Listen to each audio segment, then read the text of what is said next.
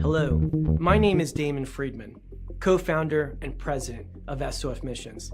As a 20-year veteran within Special Operations, I've gone through many challenges due to my military service and time in combat. We felt called to start SOF Missions to serve our fellow brothers and sisters in arms, focusing on suicide prevention and resiliency.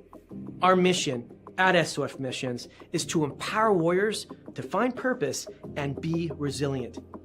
Since 2011, when we started the organization, almost 3 million men and women have deployed to Iraq and Afghanistan. Unfortunately, the scars of war take a toll on their psychological, physical, social, and spiritual health. Many veterans feel a sense of hopelessness and a loss of purpose when they return to civilian life. They feel isolated and alone, unable to reconnect.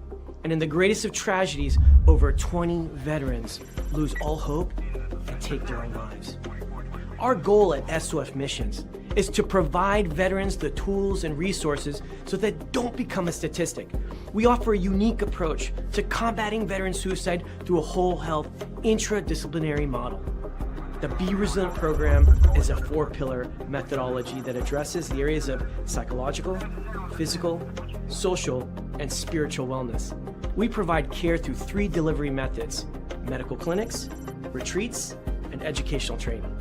Since we started back in 2011, we have been able to reach veterans in all 50 states and have served over 3,000 veterans through the Be Resilient program. Being resilient is a multifaceted and complex issue. We know that to find a lasting solution, we have to address the whole warrior. Many challenges cannot be solved by providing the treatments and modalities of just one component, but by tackling them all. Now, we've expanded our services to include law enforcement and first responders. Together, we can make a lasting impact in the lives of warriors across the nation.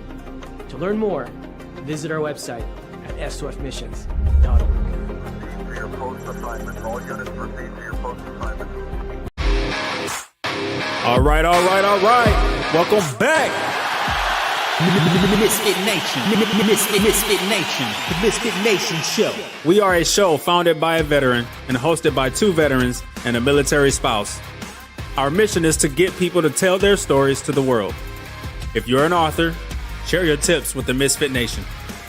If you're a musician or an actor, our audience need to know how they too can get into the business. Coaches, we love our coaches.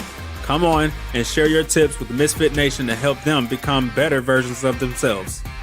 If you are a corporate leader or an entrepreneur, come on and show how you did it and how hard you have fought for success. If you are a veteran, first responder, or Gold Star family, we would love to have you come on and share your story with the Misfit Nation. We always have time for you. If you're feeling down, alone, or starting to see the darkness, stop. Think about those who are around you. You are not alone. You will be missed. If you feel like your problems will be a burden to those in your inner circle or feel embarrassed, dial 988. If you are a veteran, take option 1. We need you to keep pushing forward. Don't make a permanent solution to a temporary problem. If you are a new listener, welcome to the Misfit Nation Show. Be sure to subscribe to our show on your favorite podcast app. Also on our YouTube channel at @the_Misfit Nation. Subscribe and click the bell to keep you up to date on our latest episodes and all of our news. You can also find us on Heroes Media Group and About Face Radio. Now, let's get to the show!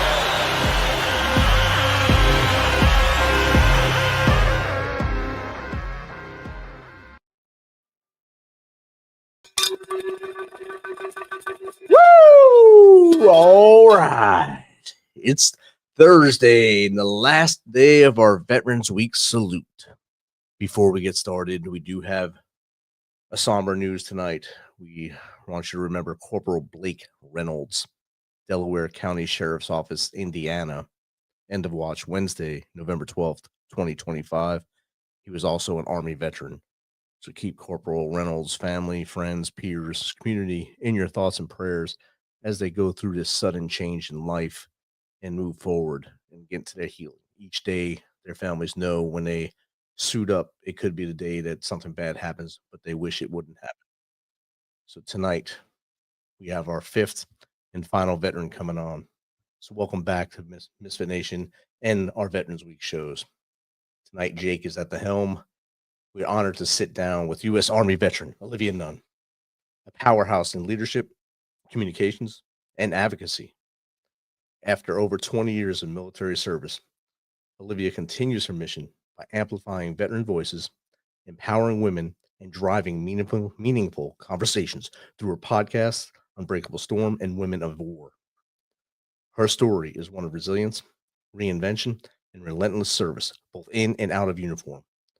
So Jake's going to dive right into this incredible journey and have a great show. Let's rock it out, Jake.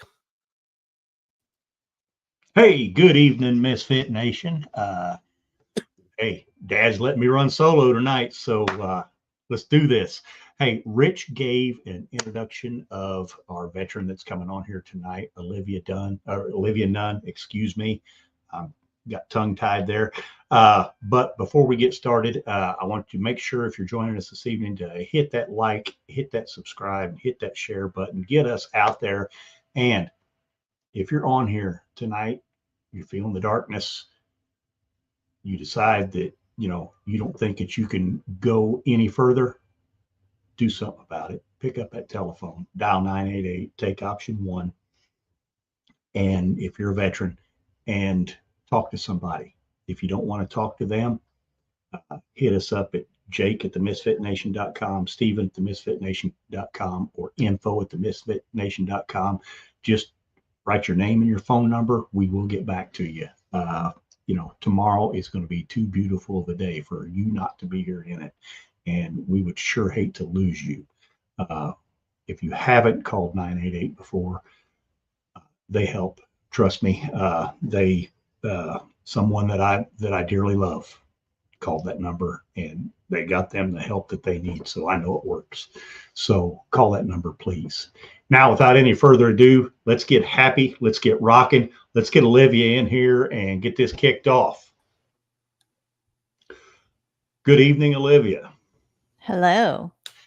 Rich gave basically your elevator speech, what you tell folks when you first meet them. Why don't you and I tell you what, I was reading your bio and I was like, wow, when do you have time to do anything else? This plus you have 2 children. How do you do it? Time management, right? The military taught me time management. Yes. So, tell us a little bit more about yourself. Tell us about your service and some high points of it, and we'll just go from there. Absolutely. Well, first, thank you so much for having me on the show and the opportunity to share my story. I truly appreciate that. So, and the fact that I could be here and share, especially during Veterans Week. So, thank you so much. I think my journey really started when I was a kid. My father was an Army veteran himself. He was in the Army when I was a kid. I'm the oldest of 3 girls, and I'm daddy's little girl. And he was in the Army. He was a combat engineer. And ever since I was 4 years old, I wanted to be in the Army. I wanted to be just like my dad. What I was going to do in the Army, how long I was going to be in the Army, I had no clue. The only thing that my father said is that you will not enlist. You will become an officer. And telling me that when I was little, I had no idea what that meant. So I'm first generation Korean American, and in our culture, education is highly prized. And that was something that my parents were adamant that I was going to go to college and I was going to get my education and my degree first. And so that was really the path that my parents wanted for me. And so becoming an officer was really what my dad wanted me to focus on. And again, the end state was the Army. What I was going to be and what I was going to do, I had no idea. But following my dad's footstep was the goal.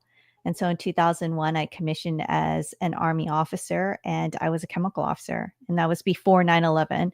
9/11 happened actually while I was at Officer Basic. And so that was kind of the beginning of my career.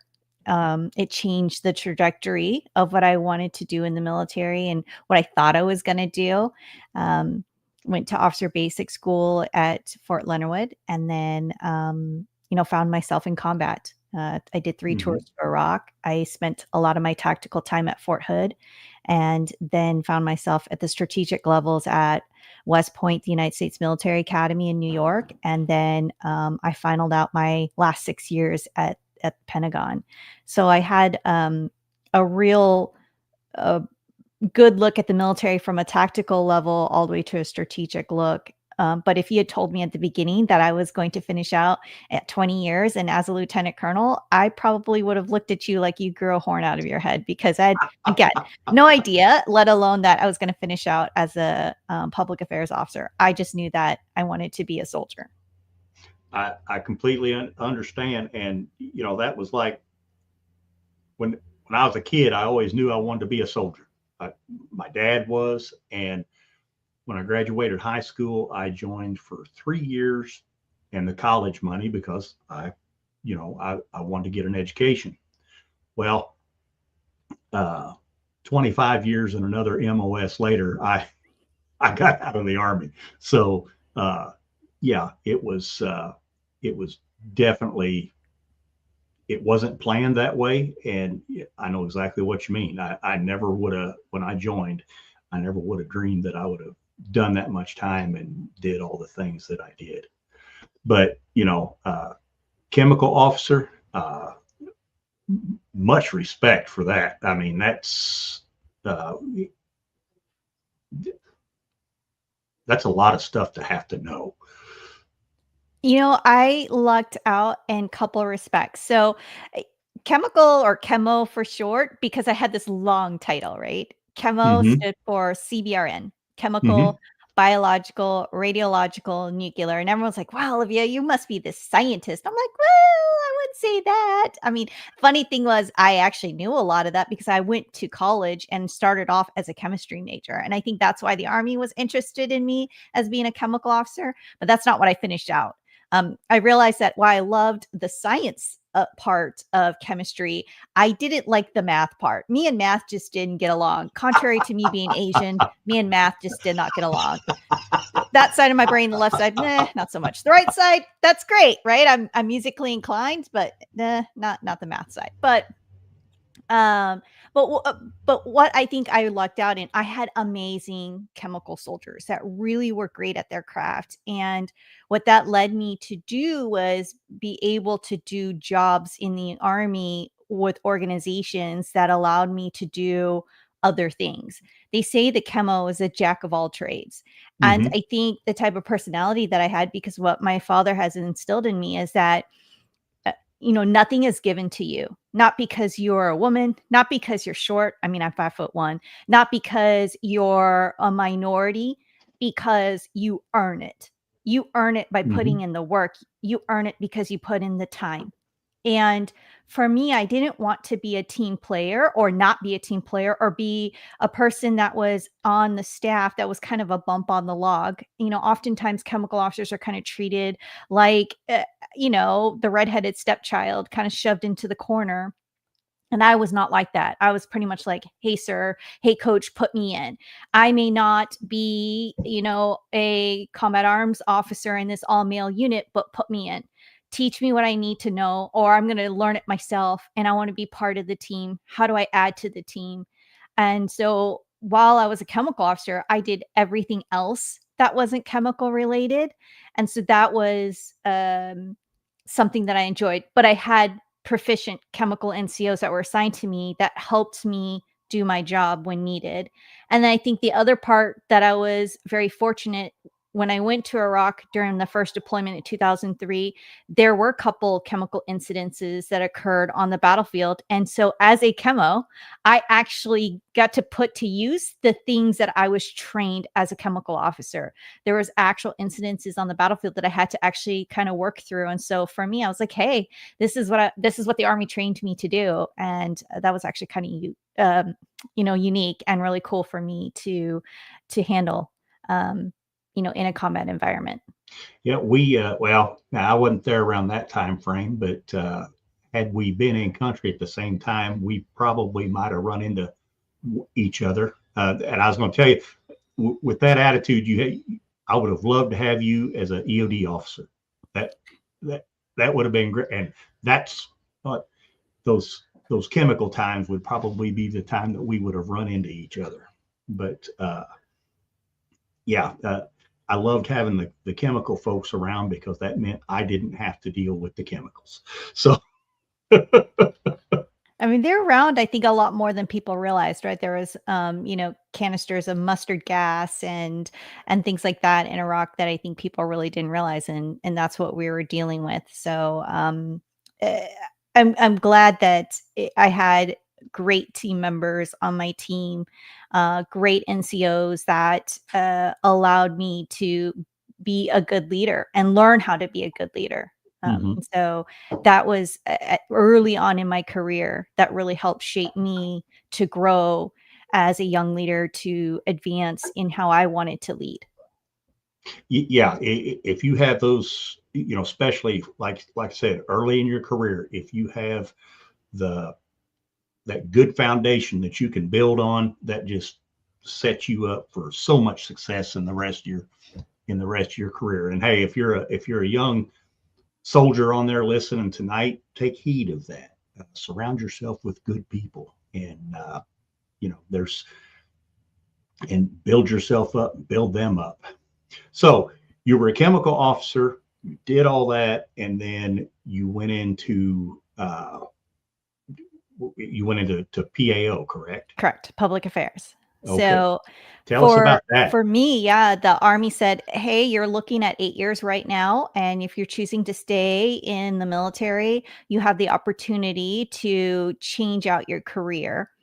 Um, and of course, we may not agree with you, but if you could rank order the three that you would like to do. So, what are they, and do you want to stay operational? Being uh, the career field that you're actually still in, so chemical.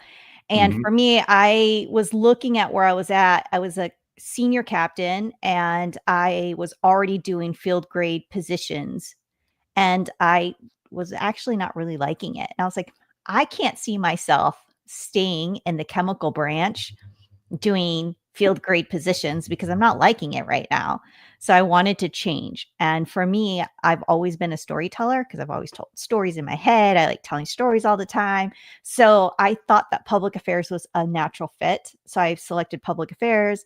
And then I was like, I like working with people. So if they don't give me public affairs, maybe I'll go adjutant general, because I was actually my first pick when I first came into the Army, and they said, no, you can't be there. And I was like, well, maybe they'll give it to me this time.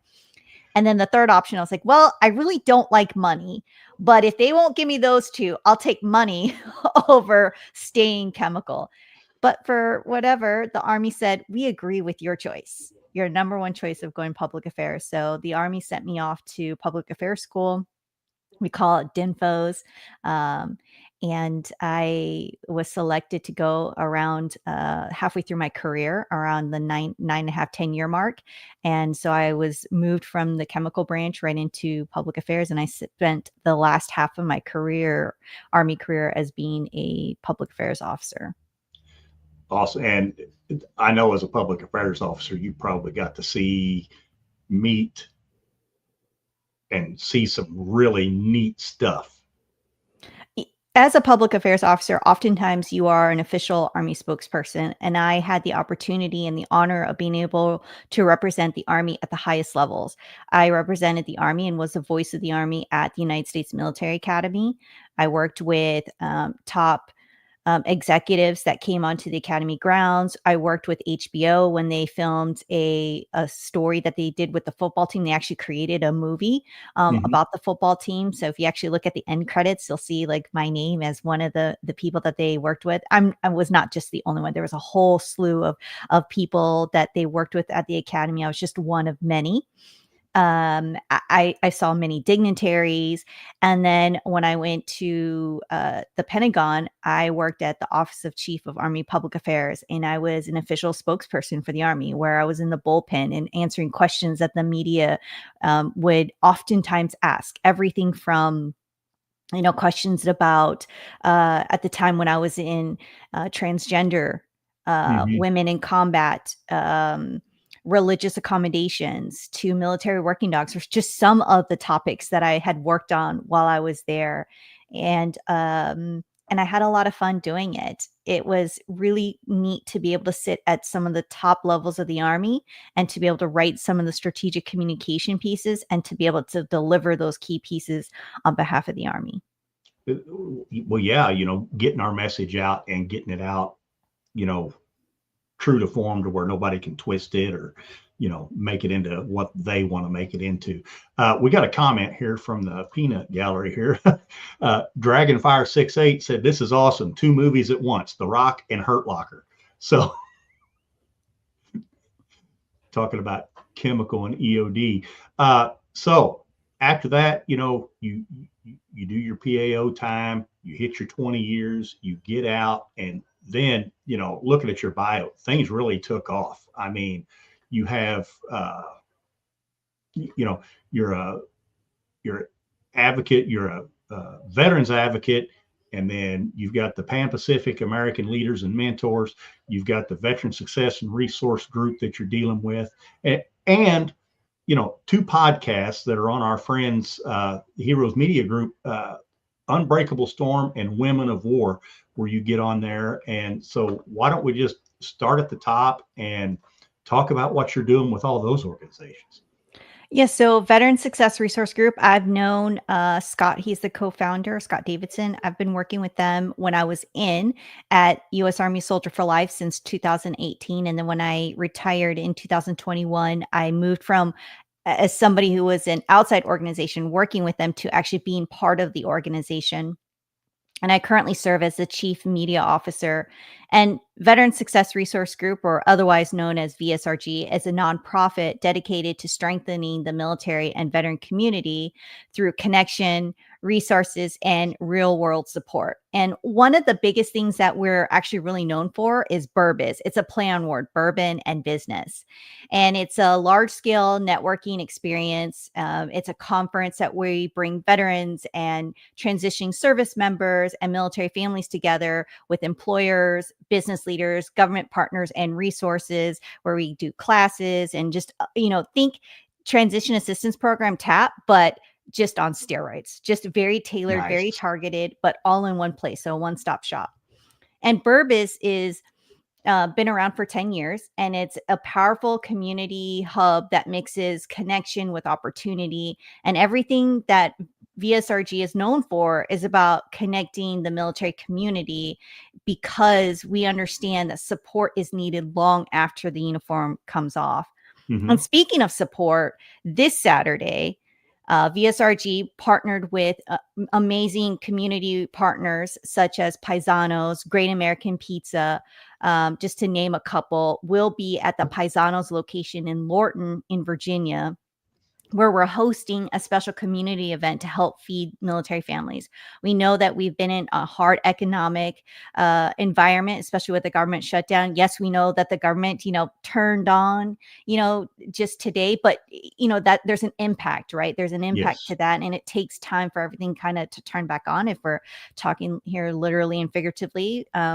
And so that has impacted our community. And so we want to be able to help our military families in a very meaningful and tangible way by feeding them, right? Providing diapers and canned goods and an actual warm meal. And so if you are a military family, if you're active guard, veteran, just show up with your ID and, and sign up. If you look at our social media, you could simply sign up. It's a Eventbrite form and show up, right? And walk away with the ability to feed your family. And so that's just one organization that I'm involved in. The other one you mentioned is Pan Pacific American Leaders and Mentors, PPALM for short. PPALM was actually started by a former Chief of Staff of the Army, General Shinseki.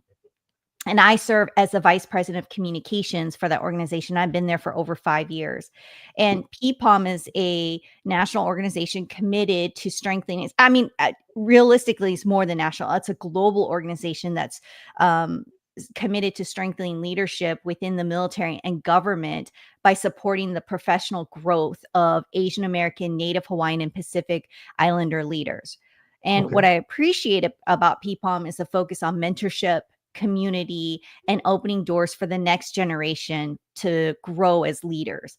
And we give people access to guidance and network and the support that they need to advance in their careers and to continue to make a positive impact both in their service and beyond. So that's just two that I'm involved in, and that I'm very proud of the work that both of those two organizations do.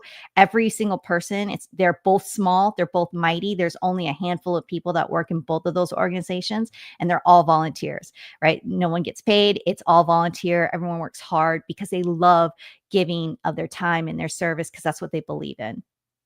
And I want to add to that. And I think PPALM, when I was reading through it and just being exposed, living on military bases throughout 25 years and everything like that, a lot of that, I believe, comes from the culture there is so dynamic, because I have never seen a sense of community like I have in the Asian community. I mean, it's like I have never seen any other community besides maybe the Amish that help each other the way that the Asian community does. And that just always astounded me. I thought that was just amazing. Yeah, but I mean, I think you can say that about our community as a whole, right? The military community is Yes. about helping ourselves, right? Because the one thing is that you can't earn, and the title of veteran is something that we just don't give away. You have to earn that, and you earn that because you've raised your right hand and you've served our country. And so once you do that, you're now part of this collective family, right? This tribe. And within that, PPALM is just one of many amazing organizations. Yes. And, the very last job that I did for the United States Army was U.S. Army Soldier for Life. In fact, a lot of people recognize my face from that particular organization. I had the honor of being able to create a podcast series for that organization. And in doing so, I met amazing people, amazing organizations, corporations that wanted to be able to work with the military and to give back to our service members. And there are just companies and organizations that want to partner and come alongside the military and to do good. And so if there's something that interests you or something that you want to grow and learn, I guarantee you there is a company out there. It's just getting through the sea of information to find where you want to go. So there is a due diligence that you have to do as an individual, as a service member, as a transitioning service member to find that. But it is out there. And there are people that are willing to help you do that. And there's organizations that will help you decipher or wade through that sea of information. Yeah, and I don't know if they did it because I retired in 2011. I don't think they were doing it when I got out. But if they'd have had it, I would have jumped on it, or if I'd have heard about it. And that's the internship program that I went to Tractor Supply here a few months ago, and there was a guy in there, and I guess I still keep my hair short, and I might have had on a hat with something military on it. He comes up to me and starts talking to me. He was a CW4 Apache pilot, working for 90 days at Tractor Supply as an intern, just, learning the business and learning how to run a retail shop and all that stuff. He says, the Army's got this now. You can go be an intern, and, all kinds of businesses do it. And I think that's amazing. The leaps and bounds that the Army has taken to help transitioning soldiers. Yep. DoD Skill Bridge is a great way in which in your last 6 months of transitioning that you can work with organizations that are willing to give you the opportunity to learn about their organization. So within your last 6 months of your transition, you can do an internship. And so that would be your place of duty, right? And there are some restrictions into how and where you can work with the companies, how far from your duty base and who can sign off, the length of time. Every single branch has different requirements, whether you're Army, Navy, Marine Corps, Air Force, etc. But the DoD Skill Bridge is a great opportunity to help you figure out your next stepping stone before you completely shed that uniform and you receive your DD-214.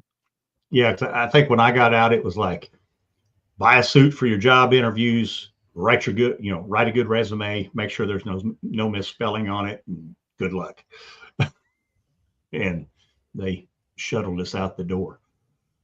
So on top of those two things, you also have two podcasts that are that are on Heroes Media Group. Yes.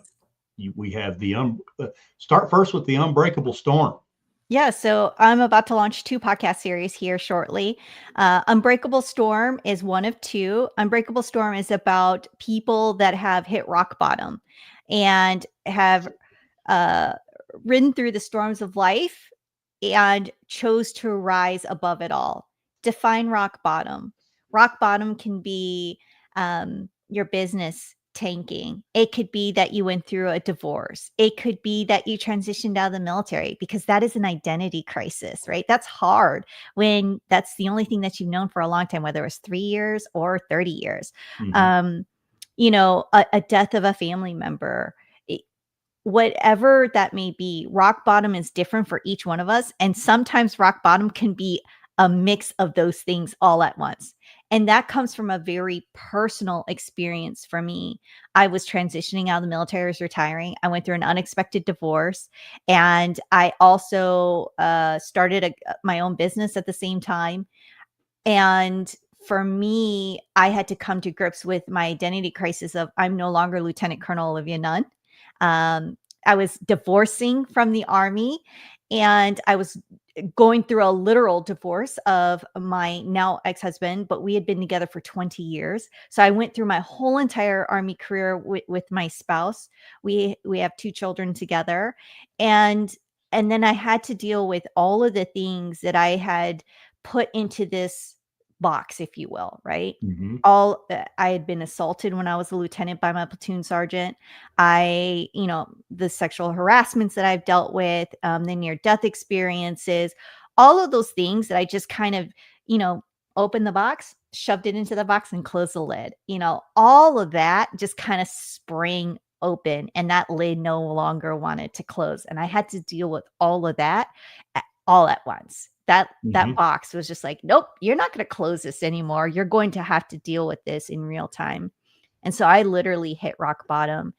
And for me, hitting rock bottom, I went to a very dark place, and I would successfully planned ways for me to leave this earth, and I came close to doing so. And I was looking for help and had a hard time finding resources to get help.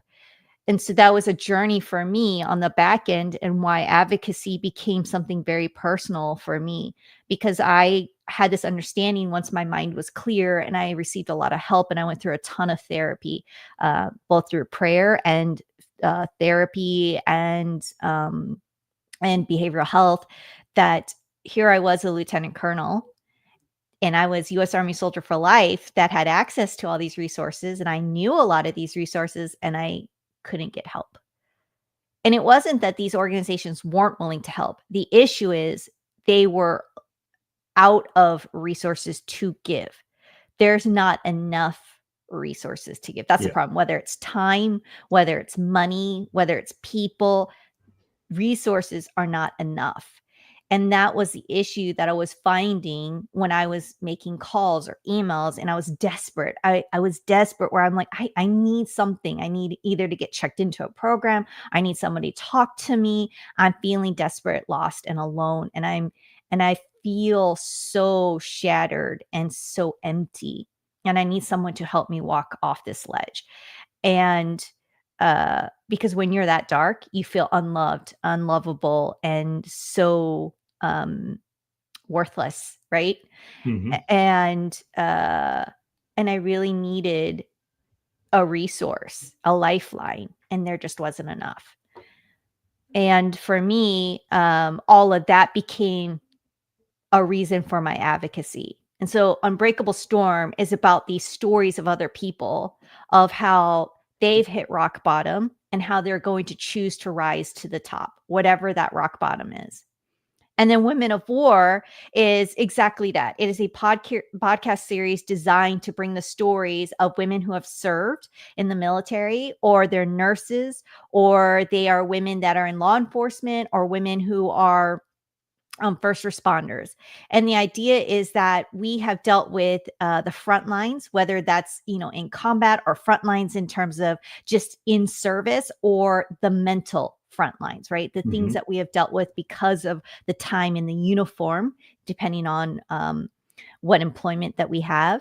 And I believe that we should be able to share those stories. Oftentimes, especially, and I speak to being a veteran, because that's what I did for 20 years, is that our stories, or being looked at as a soldier, we are looked at as invisible, right? Oftentimes I have to prove that I was a soldier. Oftentimes, like if I park in a veteran spot, I'm told, hey, honey, that's for real heroes. You're not a hero. You have to wait till your husband comes back, not knowing that I wore the uniform. Thank you very much. I have combat boots. Thank you very much. I've done 3 tours. I could do circles around you. Thank you. But it's this belief that because I'm a woman, I didn't serve, or because I'm a woman, I'm discredited, or I don't have the ability or capability. And so that's the point of Women of War, that to bring these stories to life, that we have been here. We have been there since the founding of our country, and we have been part of the service. We are a force multiplier, and we are the war fighter. And so I just want to bring those stories to light. Yeah, matter of fact, I watched a documentary the other day, and it was about 2 ladies who lived in the South, but they were spies for the North, and just talked about their contributions to the Union Army during the Civil War, and they lived in some dire danger. I mean, it was bad stuff, and I was like, wow, the things that they had to go through. Got a question here that popped up from Hungry Man Tater. Olivia, what inspired you to transition from military leadership to public relations and advocacy work?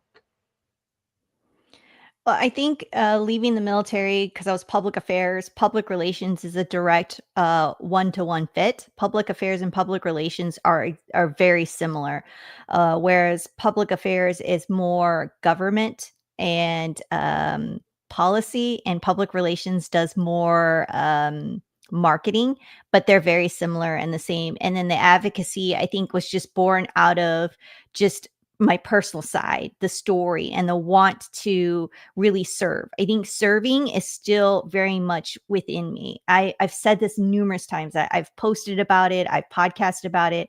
My heart is with the military community, and whatever I choose to do, wherever I'm going, serving the military community is where I'm happiest. And I think it's just a natural fit for me to advocate where I think the stories aren't being heard or clearly understood. And I think where the connection or the aha moment for me was when I served at U.S. Army Soldier for Life, because I had the unique opportunity to go literally all around the world to talk about the Army. And when I talked about the Army, I talked about statistics, and I talked about statistics to the 99%. What do I mean by that? 0.45% serve in any 1/6 branches of the United States military. So let's round it up, because I don't like math. I talked about that earlier, right? So let's keep it simple. 1% wear our nation's cloth. So 99% do not.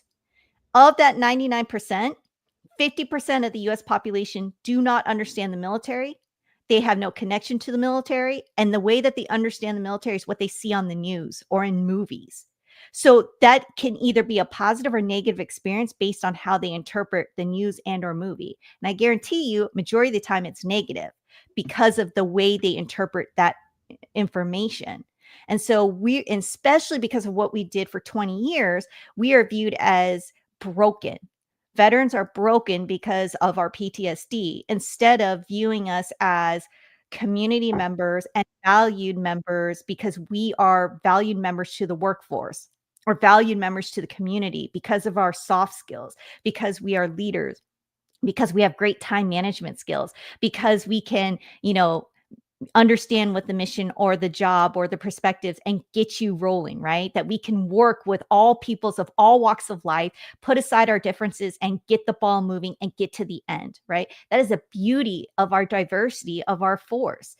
But we don't really talk about that, or the news doesn't talk about that. Hollywood doesn't talk about that. It talks about all the negative parts of us. Yes. And so I understood that because of the unique position that I was in. And so all that to say where advocacy came in is that when I started talking about advocacy in the way of American people did not understand why it was so important that the American people, understand where our community comes from, why they should be part of the story, and why they should be advocating on our behalf. So when I talk about how we have a lack of resources, they looked at me like I grew a horn off my head. And it was just like an eye-opening experience. They're like, what do you mean you don't have enough mental health resources? And as I broke it down, here's an example. As I was going through my own journey, here's a very great example about MRIs. How many of our service members have been scanned for their brain? So you have a baseline of what your brain looks like. And then let's talk about what part of your brain is important to understand that baseline. It's this part, the front part. In order to get a clear picture, the MRI machine that's required, you should have, it's a Tesla 3, right? It's the coil of the MRI, right? It's the magnetic resonance, right? But here, the problem is most hospitals across the nation, whether in the military hospital or not, most hospitals, their MRI machines are a Tesla level 1. So if I just said to get a clear picture of the front part of your brain, you need at least a level 3, but most hospitals run at a level 1. What clear imagery are we really getting? Yeah, If you're even getting one, we're not getting. You don't even have a baseline. You have a baseline for hearing. And do you even get that, and the only reason why you get annually, because that's part of your requirement, right? Yes. But do you have a baseline for your head? Do we know your baseline? And then compare that every year and or by the time you get out, so you truly understand what your brain looks like. We don't. But it's not just a baseline MRI scan. It's specific tests to understand the impact that's going on with your head. We truly don't understand this, right? And so when I start explaining that, and then I said, oh, by the way, there's this Tesla level 10, only one in the world, and it's going to Auburn University, because I went to where that's being set up, and I was in disbelief. And I said, how many military will come through your program? They said, we'll work with military, but that's not our primary function. Because it's right. It's close. I'd be sending everybody from Fort Benning over there. They said that they would work. It's not that they wouldn't, but that's not their primary. And so in that moment, I broke down. I started crying. Like, to me, it's like, why not? Why not? You know what? The military, leads the world in ways to develop ways to kill people. Why can't we lead the world in, they have led the world before in, studies of infectious diseases and stuff like that. Yeah. Why not brain? Because other than football players, I don't think anybody else but the military has more brain injuries than anybody on the planet. I can't think of any. Correct. And that's just one example of where I realized in storytelling how there's a disconnect between civilian communities and military communities, of how they don't really understand us, and how it's important that I truly believe that this is a problem set that every single side must come to the table to work. I believe in that moment, this is what I came away with. Every fiber of my being believes in the following. We have right now the machines, the scientists, the money, and the know-how and the capability to actually effectively get after TBI and mental health and make an effective dent in the military community and drop suicide to to a level that we can actually sit back and say we did something. I 100% believe that. But the issue is we're misaligned. The people, the money, the resources, the know-how, all of that, all those things that I just said, they're misaligned and they're not talking to each other and they don't know each other. And so in that moment, I had this epiphany. I'm like, if I can just make this my mission and through storytelling to get those things aligned where the right people are talking at the right time with the right resources, the right dollars, Mm-hmm. and the military community and the civilian community are working together, we can definitely make a change. And that was where I was like, this is why advocacy to me is important. This is what I want to do. Yes, because I can rack off, and I'm not going to say their names, but 5 people who were just at the bottom because of TBI. And I got to say, we have a very good TBI clinic here on Fort Campbell. And they started, getting therapy at that clinic, and it changed their lives. I mean, they went from not wanting to get up in the morning, hating life, all this, to like, that was the greatest thing since sliced bread. And it's just amazing what a little bit can do. And we need to get on that, because I know if I climb in that MRI machine in the VA hospital that's down in Nashville, that thing sounds like a steam locomotive cranking up. I don't know how old that thing is, but yeah, it's an old one. So you say a Tesla 10 is the one that's going to Auburn, and you need a Tesla 3 to read your brain. Do we need to call Elon and get him on this and get more built? Something, right? And that's my whole point, right? That I know there are great organizations doing great things all the time, but not one organization is going to be able to do this all by themselves. It's not just mental health and TBI and PTSD that is killing us, right? Actually, in fact, the number one killer of veterans is actually cancer. Yes. And I know one mighty organization that's doing a lot of work to help our community in that. That's 107. And the amount of work that one small organization does is phenomenal. But they need help too. They need help with people, and they need help with dollars. They need to advance the research, the funding, the type of tests that they do, right, to be able to save more lives. And on top of that, when veterans are being diagnosed with cancer, it's the treatments, the cost of treatments, right? That's just an example. And so again, I truly believe we have the ability, we have the capability, we have the people, we have the money. They're just all misaligned. They just don't know each other, or they're just not talking. And I just believe that we just need to get them, whether that's all show up at the stadium at one time and start connecting and playing, matchmaker or something. But I truly believe that we could seriously make a dent in some of the problems that we have in the veteran community if we could just remove some barriers and open doors. Yes, we can. Got a couple questions that popped up in here. I knew they'd start rolling in.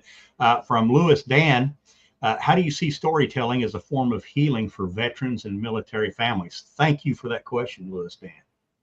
I believe that storytelling is a way that opens a doorway for people to heal. It's very cathartic when you start telling your story, but also when you hear someone else's story, it gives breath and space for that person to realize they're not alone. And that was one of the things for me why I share my story of why I came close to committing suicide and being successful with that. And also my assault story of being assaulted by my platoon sergeant. I share those stories because I want people to know that I'm not the only one and you're not alone. I am just one simple story amongst the hundreds, the thousands of stories that are very similar to mine. That when I pull on this thread, there are things that I'm going to say that are very similar to yours. And in storytelling, oftentimes I find we are more alike than we are different. Mm-hmm. And when I share that piece, and it helps you to realize that you and I are the same. I put on my pants just like you. I have hurt just like you. And it allows you to breathe and to say, I see myself in you, and I am willing to share a little bit of my hurt and know that it's okay to not be okay. And that gives them space to breathe. And sometimes if they've been holding that in for so long, that they realize that they can let it go and then potentially go seek the help that they need. Because it's easier to hide it. I say that smiles hide a lot. And storytelling is a great way to open that gateway. It's a softer way to open that gateway instead of just asking those harsh questions. Yes, it is. And matter of fact, that's how I got started doing this. Rich had me on here. I think it was a Veterans Week. I come on and I talked, and then I noticed that I felt better after I did it. And then after that, he's like, hey, you want to come do a few shows? And it's like, well, yeah, I'll come on.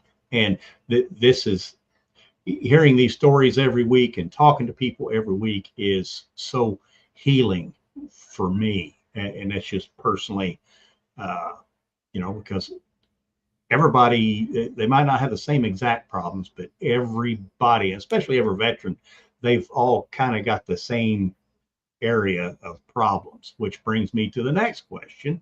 From Run Me Fast, what advice would you give to women veterans who are still searching for their post-service identity? Thank you for the question.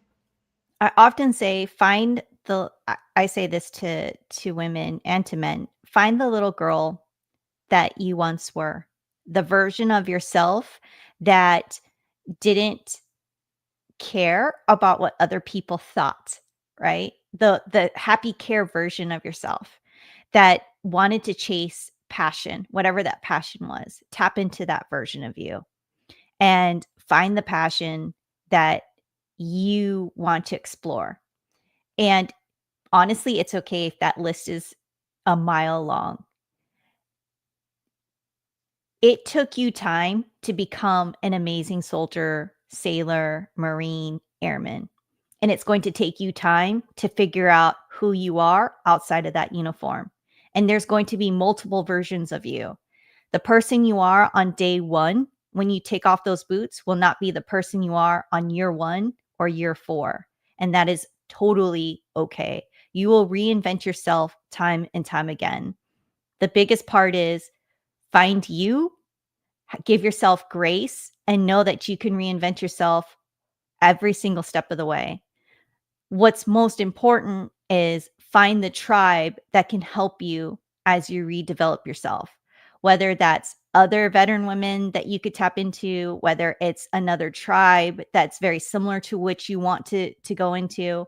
And don't be afraid, right? Everything that you want is on the other side of fear, right? Freedom is on the other side of fear. And so chase it, right? I want my pilot's license. So I took my first introductory course of flying, right? Nice. I'm an adrenaline junkie. And so like all the things that are fast or fearful or, those are the things that I want to check off, right? I didn't go to airborne. I'm not airborne or air assault. Those are the things I did not do in the Army, but those are the things I want to chase. I'm like, I'm going to go jump out of the plane, a perfectly working plane as, civilian style. That's, I'm going to do that. Learning how to play the guitar. I've been saying that for like 20 some years. I play the piano already, right? So I'm like, that's what I'm going to do. That's like on my checklist. So find the things that you're passionate about that you want to chase. And whatever it is, pursue it with passion. Even if you fall, even if you make a fool of yourself, right? Even if you make mistakes, pursue it with passion, with wild abandonment. Yes. And the passion in it, and if you keep the passion for it, you're going to be good at it. You're not just going to go through it and just hit all the wickets. You're actually going to be good at it. Got another one from OTR Redhead. That would be probably Over the Road Redhead. With your experience in leadership and diversity, how can organizations better support veterans, especially women in the workplace? Thank you for that question, OTR Redhead. I think first, oftentimes I found out in some of the corporate spaces that I've had the opportunity of being invited to do some speaking, because I am a motivational speaker, is sometimes some organizations don't know the full scope of the veterans that they have, even though they have like you know, veterans within their workspace and they've identified some of them. Sometimes they don't necessarily identify all of their veterans. Women don't always self-identify as veterans for a lot of reasons. And so how my recommendation to some of the companies has been like, do you have a support group for women, right? Do you have someone that can take lead in that within your own organization? Because every company has their own culture. And so how can that women veteran group within your culture can be aligned? And, what can you do, or what can this company do that can best support that subgroup, right? And then I think the other part is sometimes another veteran doesn't know that there's another veteran within the organization, again, because they just don't self-identify, right? It's just one of those things that you kind of find out later on that's like, oh, Sue happened to mention like 3 years later after you've been working with her that she's like, oh yeah, I served in the Marines for a couple of years. Just like this offhanded comment. Well, that would have been kind of cool to know, a couple of years ago, that they could have worked on something. And so I think that's something simple as knowing who your audience truly is. And then knowing what that audience really needs within the workspace. But I also say like, that's kind of true in all of your subcultures, right? I don't think that's just women. I think oftentimes it's like, what does your subcultures need? And how can you best support them? Do you have working moms in your organization Yes. that need support because maybe they're young working moms, right? And so that's kind of one take. And then you can kind of dive from there. I'm a big advocate. If it's a big enough company and they can do it and provide low cost childcare at the workplace, and I've always been a big advocate of that. But I think some of the low hanging fruit for that group is, can a company bring in, outside, support, right? If the company has, the dollars to bring in coaches, like leadership coaches, like veteran leadership coaches that can, talk directly to that group, if that's what that group is looking for, that can always be helpful. I mean, I think it's understanding where it really breaks down to is what is that company and what are the needs of those particular veterans within the organization, Yes. and how can the company best support them? Because I think oftentimes they don't even know how to support their veterans because they haven't even asked that question because they haven't taken a good hard look, is what I find. Yes. Well, we are getting down to the wire here. We didn't even get into this, that that you are also a communication strategist, a brand strategist, and a social media strategist and event planner. So we are just going to go with that. And if somebody wants to utilize your services as one of those planners, how do they get in touch with you? So I'm all over social media. I'm on LinkedIn. You can find me as Olivia Nunn on LinkedIn. I'm on Instagram as _Olivia Nunn. I'm also on Facebook as Olivia Nunn. You can send me a message. I have a website. It's www.olivianunn.com. You can shoot me an email. It's olivia@olivianunn.com. And if you have a question about branding or social media or event planning, shoot me a message and I can shoot you my Calendly link and we can jump on a call. All right. That sounds great. Well, Olivia, it has been amazing. Now I have one more question from me to you. What are 3 non-negotiables that you have to do every day to make your day complete? Ooh, that's kind of hard. I work on this because I think this is kind of hard for me. I don't look at the world as a glass full type of person. Mhm. Because the Army made me a very good planner. And I'm very good at contingency planning. So I'm always looking at the world as like everything's going to fall apart. And my partner, he always looks at the world as the glass is half full. And so I try to find glad, right? If you remember Pollyanna, Mhm. try to find glad moments. Because I think that rewires your brain. I'm not very good at that. I'm trying to be. And then I think the other part is never stop, whatever that is, right? That's for me, never stop is like never stop trying, never stop looking, never stop quitting. And I think that's a few things. I've hit rock bottom in my company in terms of not having clients. I've hit rock bottom because I was unemployed because of Doge cutting contracts, so I didn't have income coming in. And so that's, oftentimes caused me to spiral, think a lot of times inside my own head and, go to dark places. So for me, it's like never stop, right? Because if I stop, then I will spend so much time in my head, then I can easily spiral out of control and go very dark and start thinking about how I choose to want to leave here. And so for me, it's how do I not stop? How do I fill my white spaces productively? Okay. All right. Well, yeah, keeping that white space filled. If you stay busy, you ain't got time to think about quitting and doing bad stuff to yourself.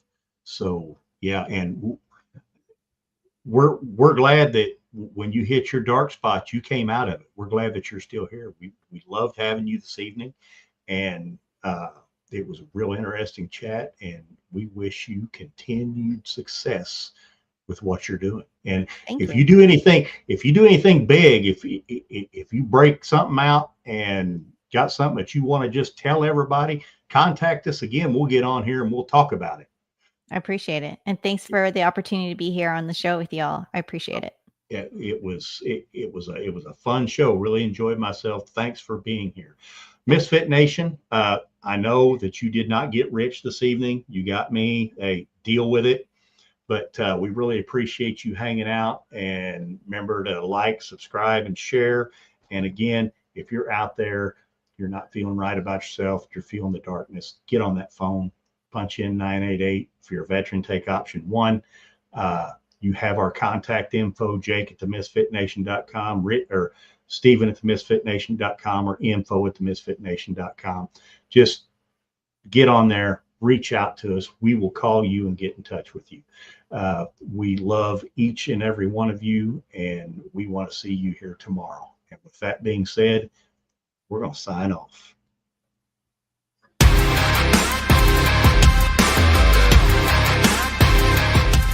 Thanks for checking us out and being a part of the Misfit Nation show. Don't forget to visit our website at themisfitnation.com.